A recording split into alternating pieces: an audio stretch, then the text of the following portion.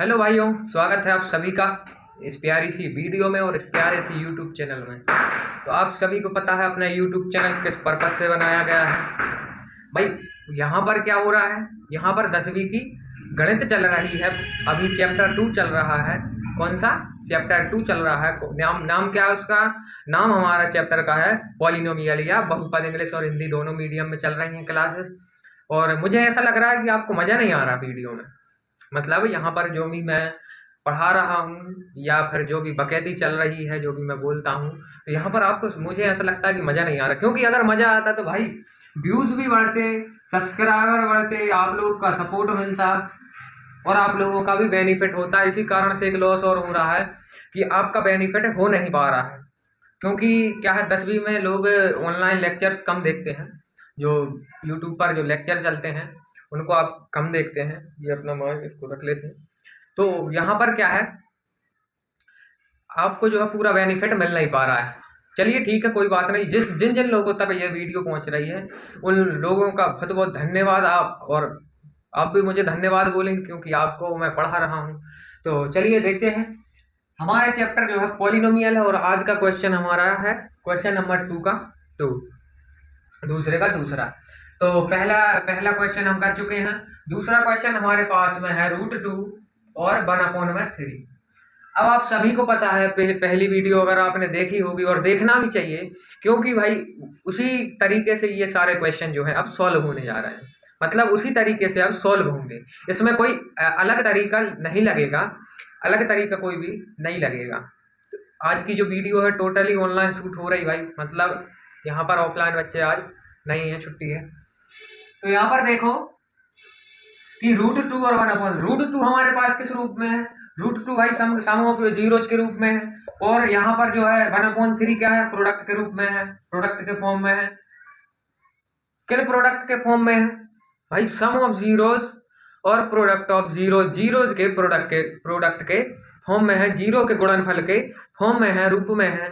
तो यहाँ पर आप देखेंगे कि सम ऑफ जीरोज क्या होता है। पिछली वीडियो में भाई मैंने सब कुछ कराया, सम ऑफ जीरो पूरा पूरा लिखा है। इस वीडियो में भी मैं लिख देता हूँ, कोई दिक्कत नहीं है। पिछली वीडियो में इसका पहला क्वेश्चन था, इसलिए मैंने सब सिस्टमेटिक किया था।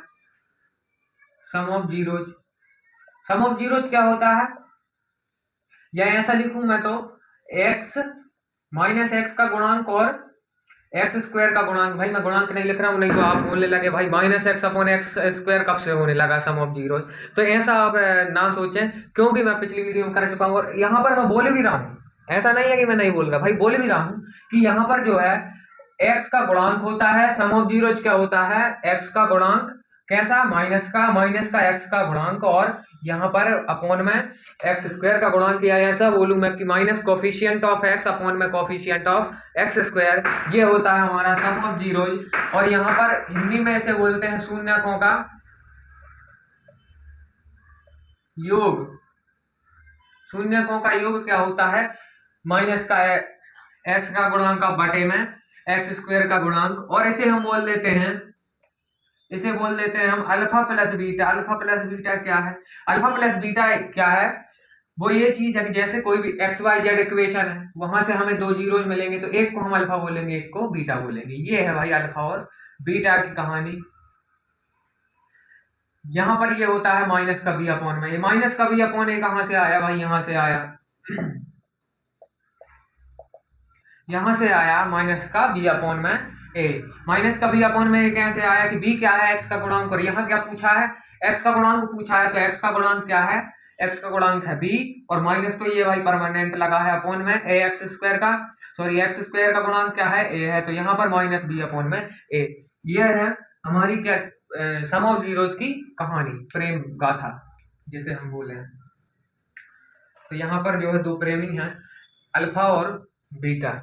अल्फा और बीटा दो प्रेमी हैं, और इन्होंने इनका जो है यहाँ पर जो है कुछ क्या बोलते हैं, इन्वेंशन हुआ है।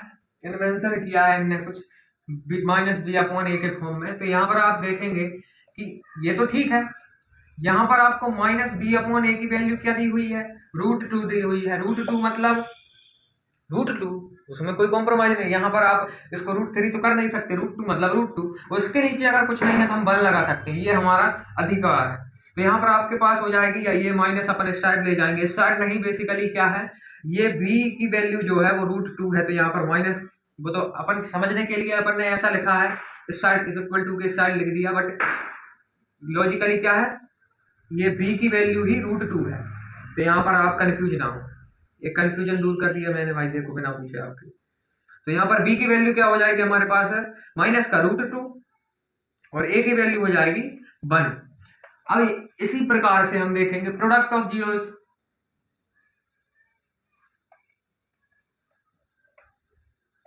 Product of zeros, product of zeros क्या होता है, कांस्टेंट टर्म बटे में एक्स स्क्वायर का। देखो भाई आपको लग रहा होगा कि मैं कंजूसी बहुत कर रहा हूँ, लिख नहीं रहा प्रॉपर, तो उसके लिए सॉरी तो मैं बोलूंगा नहीं, हाँ मिटा करके मैं फिर से लिख सकता हूँ। Product of zeros constant term आप लिख लेना, टर्म मैं इस तरह लिख दे रहा हूँ, एक्स स्क्वायर का कोफिशिएंट या एक्स स्क्वायर का गुणांक बटे, अब अचर पद, हिंदी में क्या बोलते हैं इसे, अचर पद, अचर पद बटे में एक्स स्क्वायर का गुणांक, और यहाँ पर क्या बोलते हैं हम, शून्यकों का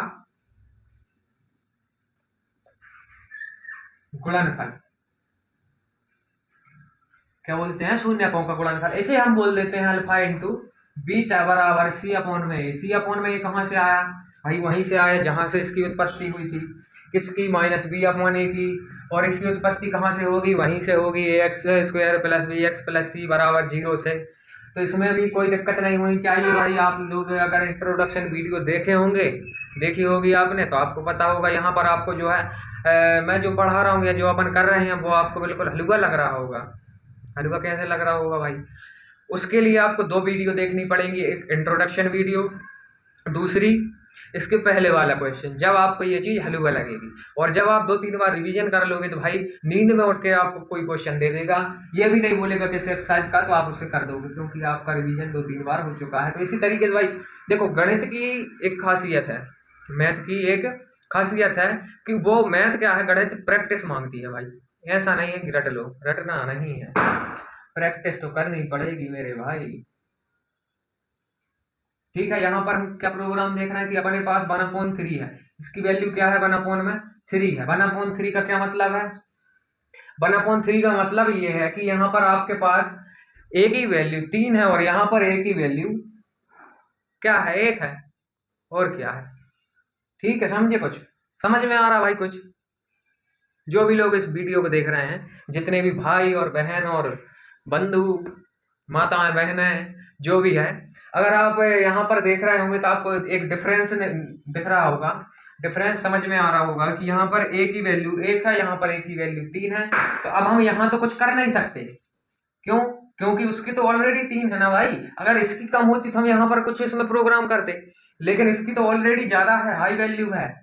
तो अब हम यहाँ पर करेंगे, यहाँ पर करने के लिए हम क्या करेंगे, यहाँ पर जो है 3 का मल्टीप्लाई करेंगे, 3 का मल्टीप्लाई नीचे भी करेंगे, 3 का मल्टीप्लाई ऊपर भी करेंगे। आप सिस्टमेटिक तरीके से ये इतना लिख के उसके नीचे से आप करते चलें, ताकि आपको जो है परेशानी नहीं होगी। मैं क्या है, मैं तो भाई लीपा पोती कर दूंगा, उसमें कोई वो नहीं है, चार को भी मैं साथ में बना दूंगा, लेकिन आपको जो है समझ में आना चाहिए, समझ में आ रहा होगा मुझे उम्मीद है, क्योंकि मैं बढ़िया तरीके से समझा रहा हूँ। तो जिसकी जैसी सोच। तो पॉइंट पे आते हैं, कम टू द पॉइंट।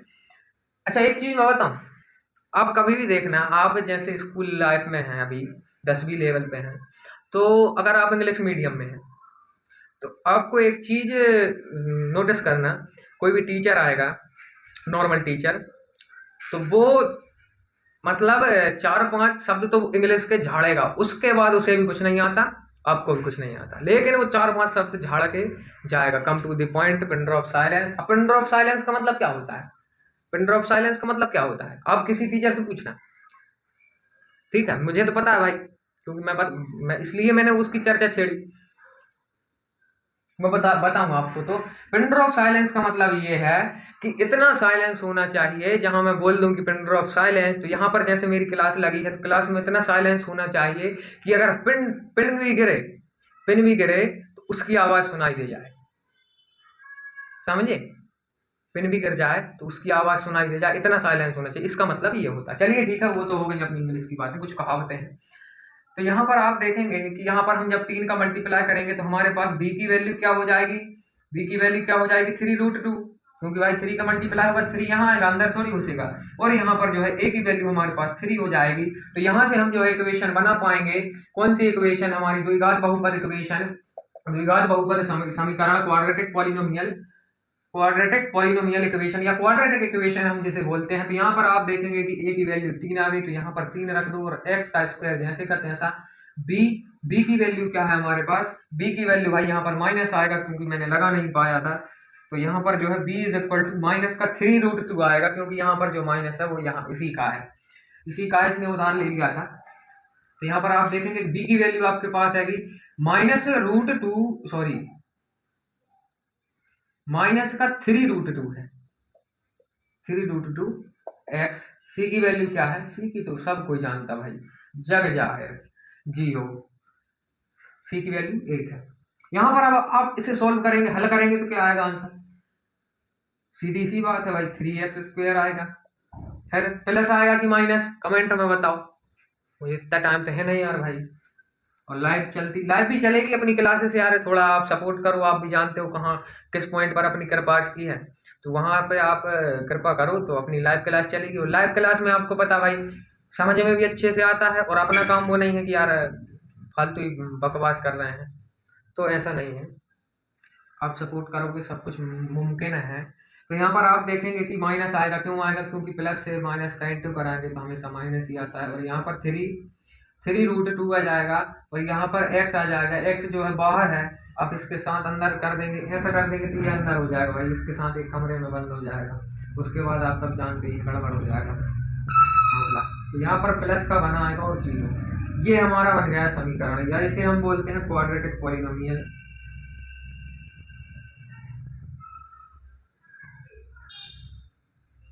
या द्विघात बहुपद।